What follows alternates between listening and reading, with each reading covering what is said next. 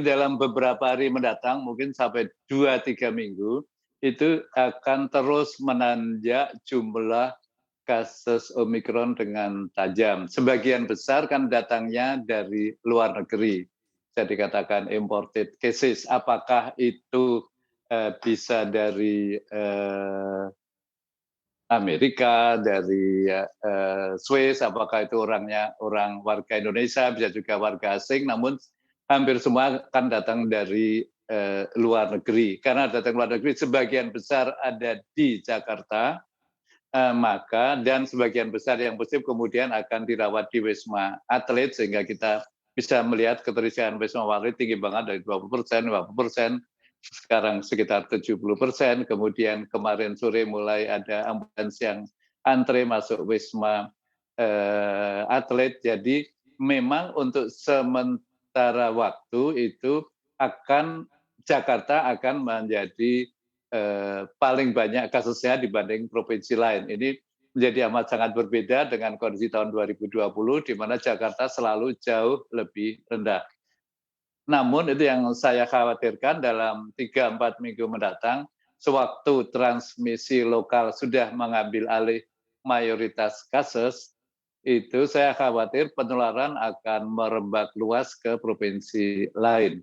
Jadi memang sekarang ini bisa dikatakan Indonesia, kita semua masih punya kesempatan untuk menangkal lonjakan kasus dibandingkan dengan banyak negara-negara lain.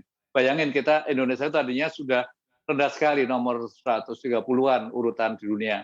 Naik kemudian 120, sekarang sudah sekitar nomor 100, namun masih rendah. Jadi kita masih tidak perlu terlalu panik, namun mau tidak mau, senang nggak senang, kita akan mendapat lonjakan kasus dalam minggu-minggu ke depan. Karena itu kita semua anggota masyarakat siapapun, dan tentu juga pemerintah dan juga media harus semuanya waspada untuk mengingatkan edukasi masyarakat. Baik, Prof, ini kan juga di transmisi lokal sudah terjadi begitu ya, ataupun sudah menyebar virus Omikron ya. Dan juga kalau kita perhatikan datanya juga terus mengalami peningkatan, bahkan saat ini DKI juga sudah di angka 825 kasus. Kalau tadi Anda menyampaikan begitu di minggu-minggu depan akan ada peningkatan lagi, kira-kira puncak kasusnya akan terjadi kapan sih, Prof? Iya, itu tidak mudah, tapi melihat perkembangan contohnya misalnya aku masih ingat Inggris itu bikin aturan 26 November, pokoknya dari berapa negara Afrika nggak boleh masuk, kasusnya belum ada, mendadak naik, kemudian menjadi ratusan ribu per hari.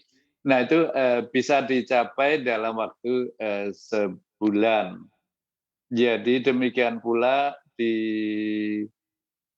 kenaikan di Afrika Selatan sekarang sudah mulai sedikit melandai. Kemudian di Amerika itu lebih lagi, terus cepat sekali naik dan sekarang sudah pernah mencapai 1 juta kasus baru per hari. Jadi perhitungan saya mungkin sekitar 4 minggu, ya paling lama 8 minggu sudah akan tinggi banget di Indonesia. Jadi kita hanya berharap, karena Indonesia ini pernah punya keistimewaan. Bayangin pada Oktober itu positivity rate Indonesia pernah kurang dari 1%, yang tadinya pada Juli Agustus itu pernah 44%, kita bisa turun banget.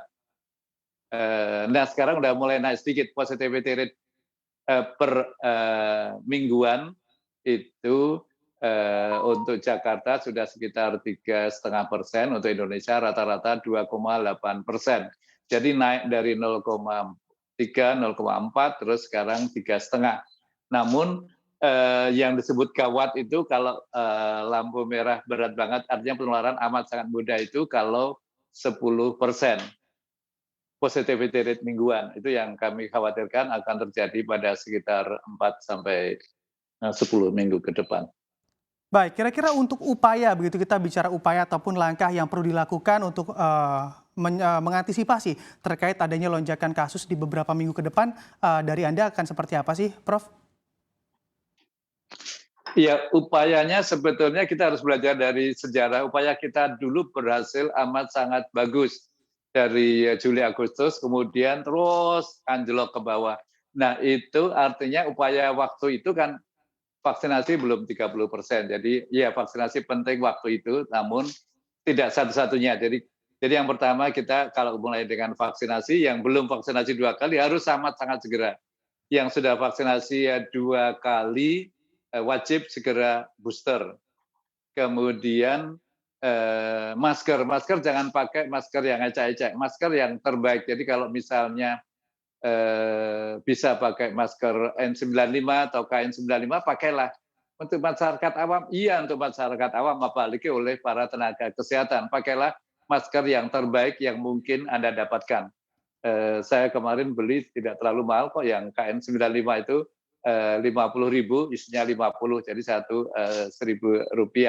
Jadi masker yang terbaik. Kemudian jangan berkerumun.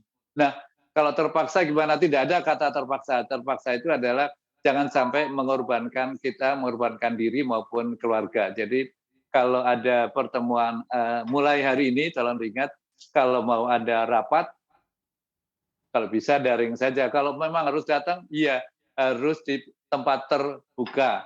Kalau harusnya tempat tertutup, ya pintu jendela harus dibuka. Walaupun pakai AC, justru kalau pakai AC harus amat sangat wajib jendela pintu dibuka, jangan banyak orang, dan jangan lama-lama, paling lama sejam, habis itu harus keluar. Untuk kalau ibadah sama juga, ibadah mau sholat Jumat, mau sholat jamaah, atau mau di gereja, atau mau di wihara, ataupun mau melayat apapun, jangan lama-lama dan jaga jarak tetap. Jadi kan disarankan untuk kita softnya rapat. Tidak, ini untuk pada waktu pandemi tidak berlaku. Jadi kita harus melindungi diri dan keluarga. Jadi, nah kalau ada pesta pernikahan, iya pesta pernikahan tolong dibatasikan, yang harus hadir tidak banyak, pada 10 itu misalnya ya calon pengantin, kemudian saksi, kemudian berapa orang saja, jangan sampai ratusan. Sekarang tidak boleh lagi karena sekarang jelas sekali naiknya luar biasa. Nah Baik. kalau takziah, kalau melayat sama juga.